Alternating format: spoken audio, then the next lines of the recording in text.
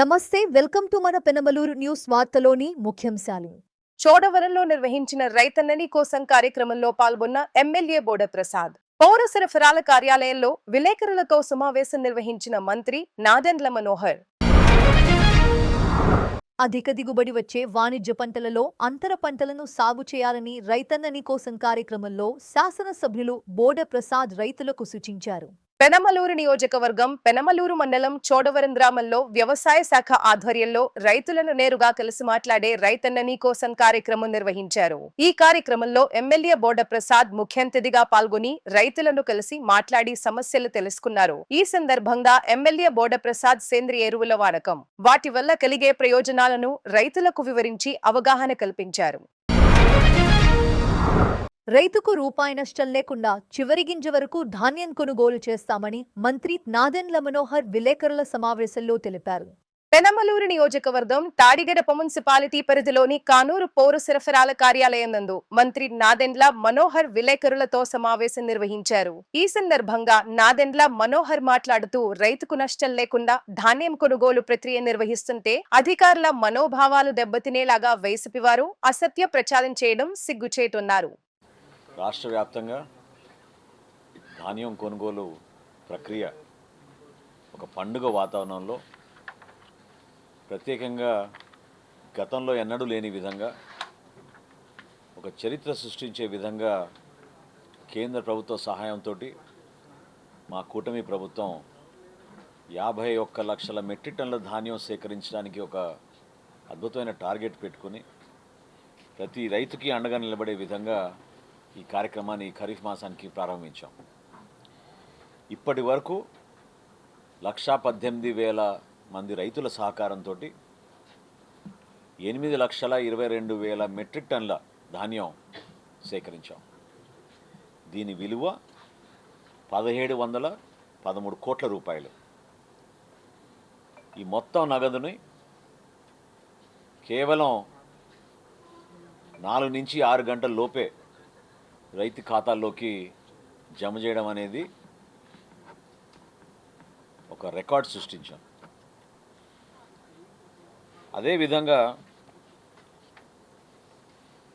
కొంతమంది విమర్శించడానికి, రాజకీయంగా ఉపయోగించుకోవడానికి రకరకాలుగా మాట్లాడుతున్న తరుణంలో కొన్ని వివరాలు తెలపక తప్పడం లేదు. ఈ సందర్భంగా ఇదే ధాన్యం కొనుగోలు కేంద్ర ప్రక్రియ 2022-23 ఖరీఫ్ మాసంలో ఆ రోజున్న వైఎస్ఆర్సీపీ ప్రభుత్వం ఈ రోజుకి కేవలం 3,33,175 మెట్రిక్ టన్నుల ధాన్యం సేకరించారు.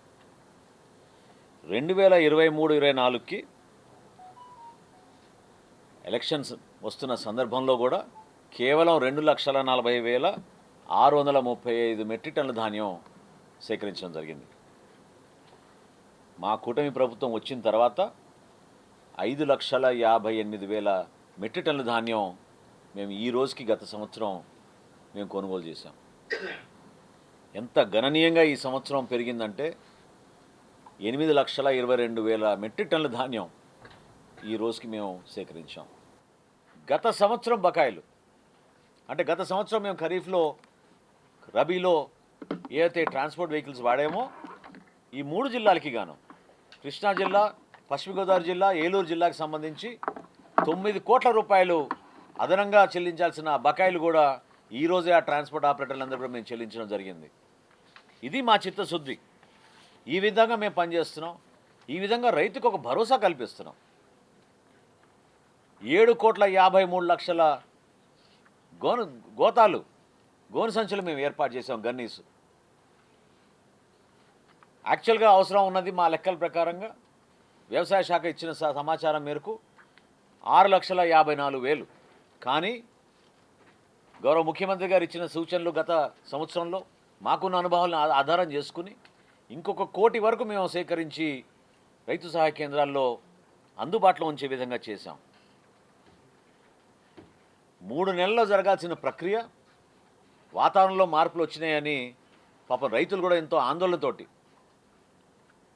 ఇబ్బంది పడతాం, కష్టపడి పండించిన పంటకి నష్టం జరగకూడదనే ఒక తపనతోటి, ఒక ఆవేదనతోటి రోడ్లపైన పాపం వాళ్ళు ధాన్యాన్ని ఎండబెట్టుకుని త్వరగా తీసుకెళ్ళాలి మిల్లులో అన్న ఆందోళనతోటి, మరి కొంతమంది ఏమో వరి కోత మెషిన్లు అందుబాటులో రాకపోవడంతో పచ్చి ధాన్యాన్ని కూడా కోసేసి తొందరపడి కొంతవరకు క్షేత్రస్థాయిలో ఇబ్బందికరమైన పరిస్థితులు కనపడుతున్నాయి. దయచేసి మేము రైతు సోదరులందరూ కూడా మనస్ఫూర్తిగా మేము విన్నవించుకుంటున్నాం, మీరు అర్థం చేసుకోవాలి. ఈ ప్రక్రియ ఇంత అవగాహన తెచ్చుకొని ఇంత లోతుగా ప్రభుత్వం నుంచి కనివినియని రీతిలో మేము ఈ కార్యక్రమం చేయగలుగుతున్నాం అంటే అది గౌరవ ముఖ్యమంత్రి గారు చంద్రబాబు నాయుడు గారు, గౌరవ ఉప ముఖ్యమంత్రి గారు పవన్ కళ్యాణ్ గారి సహకారంతో ఒక భరోసా మేము కల్పించగలుగుతున్నాం. ఎక్కడ కూడా పొరపాటు జరగదు. నేను మరొక్కసారి కూటమి ప్రభుత్వం నుంచి మాటిస్తున్నాను, ఖచ్చితంగా మేము కేంద్ర ప్రభుత్వం నిబంధనల మేరకు ఎఫ్సిఐకి మేము జనరేట్ చేయాల్సిన ట్రక్ షీట్స్, అక్కడ డెలివరీ చేయాల్సిన సిఎంఆర్ రైస్తో పాటు రైతు సోదరులకు ఎక్కడ ఇబ్బంది కలగకుండా మేము 100% 51 లక్షల మెట్రిక్ టన్నుల ధాన్యం కొనుగోలు చేయడానికి క్షేత్రస్థాయిలో మేము సిద్ధంగా ఉన్నాం. కావాలని కొంతమంది దళారులు క్షేత్రస్థాయిలో ఒక మాఫియా ఏర్పడి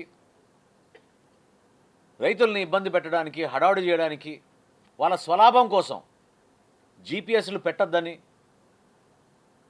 జీపీఎస్ పెడితేనే కదా మనకు తెలిసేది ట్రాన్స్పరెంట్గా ఈ లారీ ఎక్కడి నుంచి ఏ టైంకి వెళ్ళింది, ఎక్కడి వరకు వెళ్ళింది, ఏ మిల్లుకి వెళ్ళిందని మనం దానికోసం పారదర్శకంగా జరగాలనే ప్రక్రియలో జీపీఎస్లు ఏర్పాటు చేశాం. సాంకేతిక లోపాలు ఉంటే అదే రోజు మేము సరి చేసుకుంటున్నాం, ఎక్కడ పొరపాటు లేవు. కానీ రైతుల్లో ఒక అలజడి సృష్టించి 1600కే ధాన్యం కొనేయాలని, 1450కే ధాన్యం కొనేయాలని దళారులు, మధ్యవర్తులు కొంతమంది రైతుల్ని మోసం చేస్తున్నారు. దయచేసి రైతు సోదరులను విన్నవించుకుంటున్నాను, ప్రభుత్వం మీకు ఖచ్చితంగా కేంద్ర ప్రభుత్వం నిర్ణయించిన కనీస మద్దతు ధర మేరకు 1792 రూపాయలు ఖచ్చితంగా మేము మీకు 75 కిలోల బస్తాకి మేము ఇస్తాం. దాని ప్రకారంగా ధాన్యం కొనుగోలు చేస్తాం. ఎక్కడ కూడా పొరపాటు ఉండదు. రైతు సహాయ కేంద్రాల్లో మా సిబ్బందిని అలర్ట్ చేశాం. వాతావరణం విషయంలో కూడా రైతుల దృష్టిని దయచేసి నేను తీసుకురాగలుగుతున్నాను. ఎందుకంటే ఇంతకుముందు నేను ఎండి గారు ఐఎండి అధికారులతో మాట్లాడాం, వివరాలు తీసుకున్నాం. 30వ తారీఖు వరకు మనకి వర్షాలు లేవు.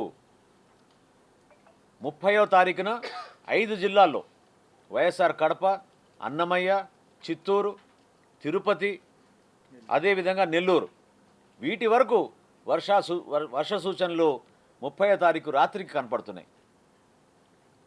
కృష్ణా జిల్లా, పశ్చిమ గోదావరి జిల్లా, అదేవిధంగా బాపట్ల, గుంటూరు, ఈ జిల్లాల్లో ఐసోలేటెడ్ షవర్స్ అంటే కొన్ని ప్రాంతాల్లోనే వర్షాలు పడే సూచనలు 1వ తారీఖు నుంచి ఉంది.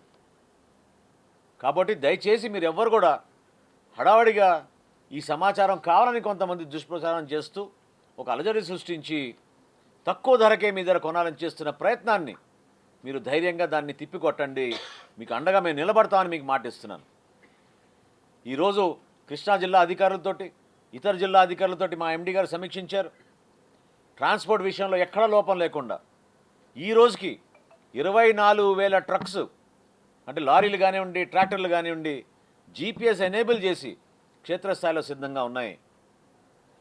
ప్రతి రైతు సహాయ కేంద్రంలో కూడా ప్రత్యేకంగా ఈ 5 జిల్లాల్లో ఎక్కడైతే వర్షం వచ్చే సూచనలు కనపడుతున్నాయో ప్రతి రైతు సహాయ కేంద్రాల్లో ఉచితంగా టార్పాలిన్లు ఇవ్వడానికి కనీసం 30 టార్పాలిన్లు ఒక్కొక్క రైతు సహాయ కేంద్రాల్లో ప్రత్యేకంగా మన కౌలు రైతు సోదరులకి ఆదుకోవడానికి కోసం మా సివిల్ సప్లైస్ కార్పొరేషన్ నుంచి ఈ కార్యక్రమం చేపట్టాం.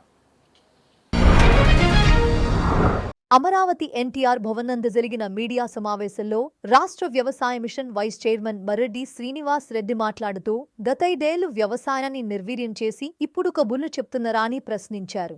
మాజీ ముఖ్యమంత్రి శ్రీ వైఎస్ జగన్మోహన్ రెడ్డి గారు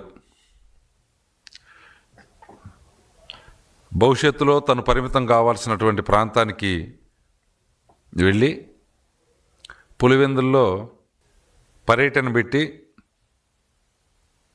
అరటి తోటల సందర్శన పేరుతోటి కూటమి ప్రభుత్వం పైన రాష్ట్ర ముఖ్యమంత్రి వర్యులు మాన్య శ్రీ నారా చంద్రబాబు నాయుడు గారి పైన ఉన్నవి లేనివి అవాకులు చవాకులు రైతుల్ని రెచ్చగొట్టే విధంగా చేస్తున్నటువంటి ప్రభుత్వాన్ని ఏమీ చెయ్యటం లేదు అని నమ్మించేటువంటి దిశగా చాలా ప్రయత్నం చేశారు.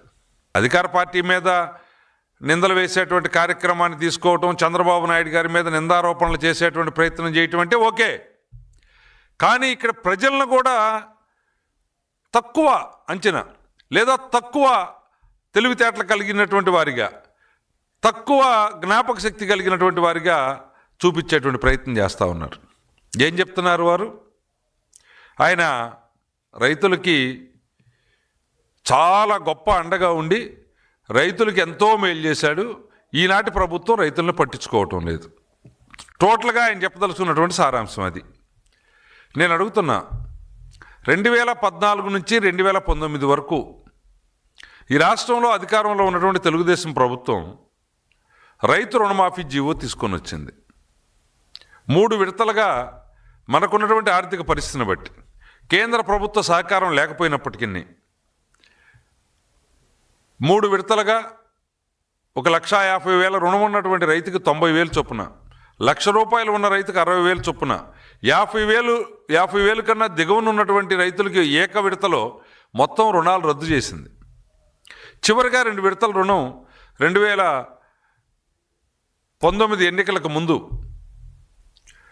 8,000 కోట్ల రూపాయల జీవోని, రైతులకి రావాల్సినటువంటి డబ్బుని జీవోని విడుదల చేసి డబ్బు కేటాయింపులు చేస్తే, ఎన్నికల కోడ్ వచ్చిందనేటువంటి నిబంధనతో ఆ డబ్బులు బ్యాంకు ఖాతాల్లో జమ చేయడానికి వీలు కాకపోతే, నువ్వు అధికారంలోకి వచ్చిన వెంటనే జగన్మోహన్ రెడ్డి ఆ జీవోని రద్దుపరిచి, నువ్వు రావటమే నీ మొదటి వేటు కింద 8,000 కోట్ల పైచిలకు డబ్బుని, డబ్బుని రైతుకు చెందకుండా చేసినటువంటి వ్యక్తివి.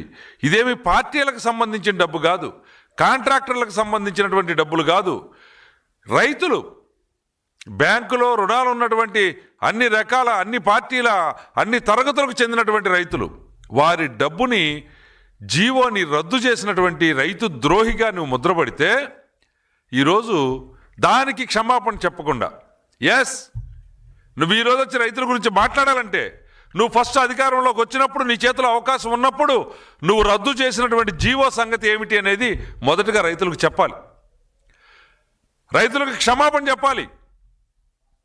ఆ తర్వాతే నీకు అసలు ఆ చేలో, ఆ పొలంలో, ఆ పంట దగ్గర ఆ రైతు గురించి నోట్లో నుంచి మాట తెరిచేదానికి నీకు అధికారం రావాలి అనంటే, నీకు హక్కు రావాలి అనంటే, మొదటిగా రైతులకి రద్దు చేసినటువంటి 8,000 కోట్ల రూపాయల డబ్బులకు సంబంధించి నీ చర్య వల్ల, నీ యొక్క సంతకం వల్ల రద్దయినటువంటి 8,000 కోట్ల రూపాయల రైతు డబ్బుని ఆగం చేసినటువంటి రైతు ద్రోహిగా ఉన్న నువ్వు వాడికి క్షమాపణ చెప్పి, వారి దగ్గర నుంచి ఆ క్షమాపణ పొంది, ఆ తర్వాత మాత్రమే రైతుల గురించి మాట్లాడాల్సినటువంటి పరిస్థితి ఉంది.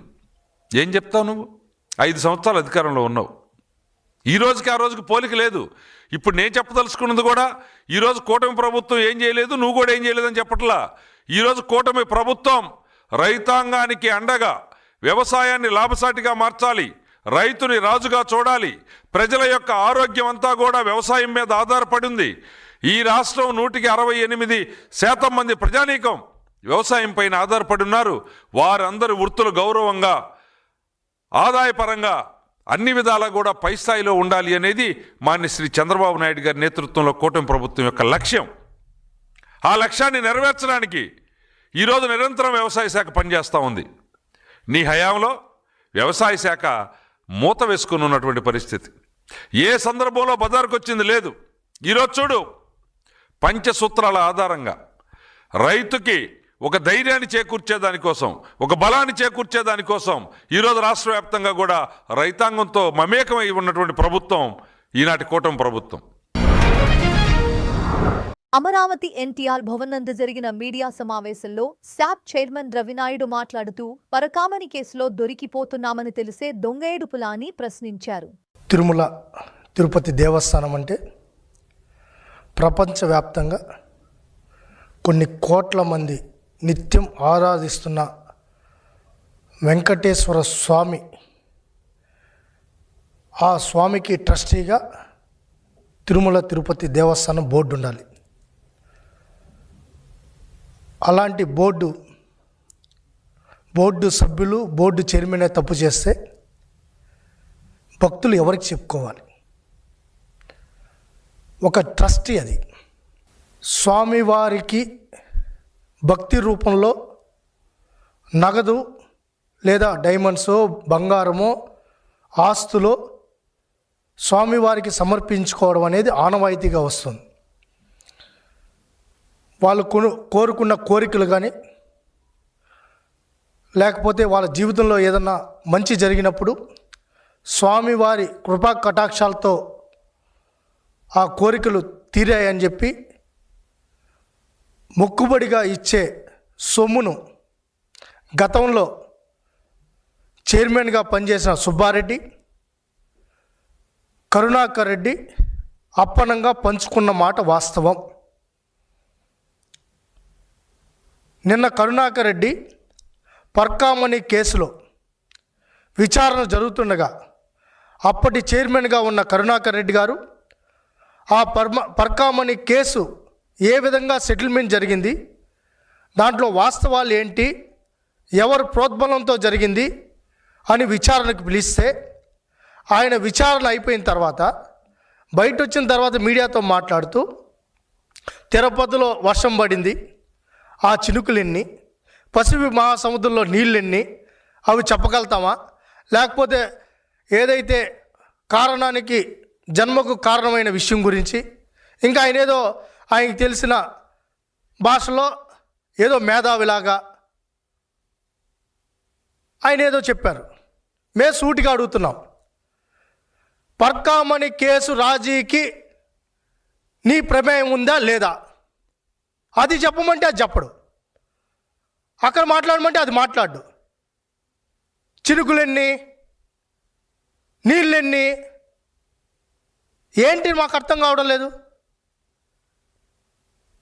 నువ్వు టీటీడీ చైర్మన్గా ఉన్నప్పుడు పర్కామణి కేసు సెటిల్మెంట్ అయింది.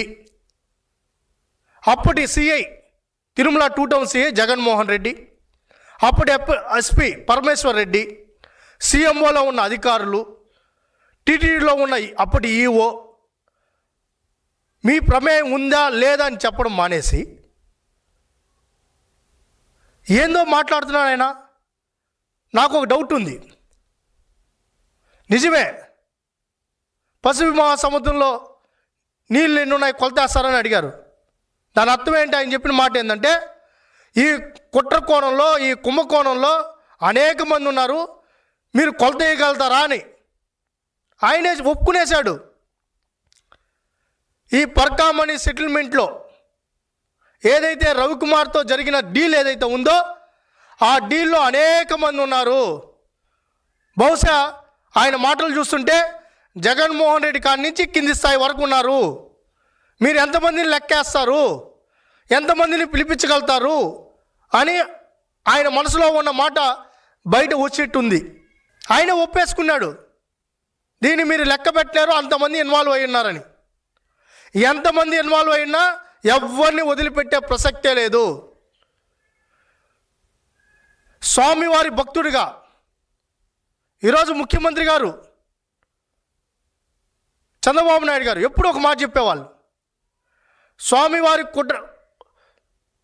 కుట్ర కోణంలో ఎవరన్నా కానీ భాగస్వాములు అయితే వాళ్ళకి జీవితం ఉండదు, అదే చివరి రోజు అవుతుందని. స్వామివారితో పెట్టుకున్న వాళ్ళు ఎవరైనా వాళ్ళ జీవితాలు ఒకసారి చూడండి, ఎంత దుర్భరంగా ఉన్నాయో ఒకసారి చూడండి. మళ్ళీ మేము సిఐడి వారిని రిక్వెస్ట్ చేస్తున్నాం, కరుణాకర్ రెడ్డిని అటు పిలిచి అటు పంపించడం కాదు. అతని దగ్గర పూర్తి సమాచారం ఉంది, అతన్ని అరెస్ట్ చేయాలి, అరెస్ట్ చేసి విచారణ చేపట్టాలి. కానూన్లోని సిఐడి కార్యాలయంలో విచారణకు హాజరైన టీటీడీ మాజీ చైర్మన్ వైవి సుబ్బారెడ్డి పెనమలూరు నియోజకవర్గం తాడిగడప మున్సిపాలిటీ పరిధి కానూరులోని సిఐడి కార్యాలయంలో విచారణకు YV సుబ్బారెడ్డిని CID chief Ravishankar Ayyanar విచారణ చేయనున్నారు. పరకామణి కేసులో ఎవరి ప్రమేయం ఉంది, బ్యాంకు లావాదేవీలు వంటి వాటిపై ఈ విచారణ సాగనుంది. పరకామణి విషయంలో ఏపీ సిఐడి వాళ్ళు ఈరోజు నన్ను విచారణకు రమ్మని అడిగారు. వాళ్ళకి చెప్పిన దాని ప్రకారం ఈరోజు 10:30కు వచ్చాను. ఇప్పటి వరకు వాళ్ళు ఏ అంశాలపై అయితే నాతో వివరాలు అడిగారో అవన్నీ కూడా వాళ్ళకి క్లారిఫై చేయటం జరిగింది. ఈ విషయం స్వామివారికి పరకామణి విషయంలో జరిగింది. ఇది చాలా ఘోరం, ఇట్లా దొంగతనం జరగటం. దీనిపై సమగ్రంగా విచారణ జరిపి ఎవరైతే బాధ్యులో ఎవరు దోషులో వాళ్ళు నిర్ధారణ చేసి వాళ్ళు పట్టుకొని కోర్టు ద్వారా వాళ్ళకి సమగ్రంగా ఏ విధంగా అయితే జరగాలో ఆ విధంగా జరిగే విధంగా మీరు అన్ని చర్యలు తీసుకోండి. వాళ్ళకి కోర్టు చెప్పిన మేరకు మీకు అన్ని విధాలా సహకరిస్తామని చెప్పడం జరిగింది. ఇప్పుడు వాళ్ళు అడిగిన వాటన్నిటికీ నేను సమాధానం చెప్పానని చెప్తే ఇంక విచారణకి అర్థమేముంటుంది చెప్పండి. వాళ్ళు విచారణ చేస్తున్నారు, వాళ్ళు అడిగిన వాటన్నిటికీ నేను సమాధానం చెప్పడం జరిగింది. ఒక్కటి మాత్రం చెప్తాను, నేను మీ హయాంలో జరిగింది ఇది, దానివల్ల మిమ్మల్ని పిలవాల్సి వచ్చింది అన్నారు. జరిగిన మాట ఇప్పుడు తర్వాత నేను మా పీరియడ్ అయిపోయినాకనే నా దృష్టికి వచ్చింది. దీన్ని బయటికి రాకుండా ఎవరు తొక్కిపెట్టారో, అధికారులా, దానికి విజిలెన్స్ డిపార్ట్మెంటా, వాళ్ళు ఎవరు అనేది నిర్ధారణ చేయాల్సింది మీరు తేల్చినాక కోర్టు ఏ విధంగా నిర్ణయిస్తే దాని ప్రకారం చర్యలు తీసుకుంటే రాబోయే రోజుల్లో కూడా ఇది మంచి ఇదిగానే ఉంటుంది. కాకపోతే దీన్ని పొలిటికల్ రంగాల మీద కార్యక్రమం చేయొద్దు. సుబ్బారెడ్డిని పిలిచాము, కరుణాకర్ రెడ్డిని పిలిచామని మీడియాలో కొట్టే కార్యక్రమం చేయకుండా నిజంగా సిన్సియర్గా మీరు చేసే కార్యక్రమం అయితే మంచి కార్యక్రమే, దోషులను తేల్చే కార్యక్రమం చేయండి అని చెప్పడం జరిగింది. నువ్వు అంటున్నావు, వాళ్ళు ఏం అడగలేదు నన్ను, వాళ్ళు నన్ను అడగలేదా అంటున్నా. వాళ్ళు నన్ను అడిగిన అంశాలు నేను చెప్పా. అదే ఇప్పుడు ఇంతగా చెప్పా కదా, నువ్వు ఇట్లా మీడియాలో ఇట్లా రాసి మమ్మల్ని అందరినీ బదనాం చేయాలని, దానికోసమే కదా. అందుకే నేను ముందే చెప్పా, వాళ్ళు అడిగిన అంశాలన్నిటికీ నేను క్లియర్గా చెప్పడం జరిగింది. వార్తలు ముగించే ముందు ముఖ్యాంశాలు మరోసారి. చోడవరంలో నిర్వహించిన రైతన్నని కోసం కార్యక్రమంలో పాల్గొన్న ఎమ్మెల్యే బోడ ప్రసాద్. పౌర సరఫరాల కార్యాలయంలో విలేకరులతో సమావేశం నిర్వహించిన మంత్రి నాదెండ్ల మనోహర్. వార్తలు ఇంతటితో సమాప్తం. తిరిగి మరల తర్వాత ముఖ్యాంశాల్లో కలుద్దాం. అంతవరకు చూస్తూనే ఉండండి మన పెనమలూరు న్యూస్.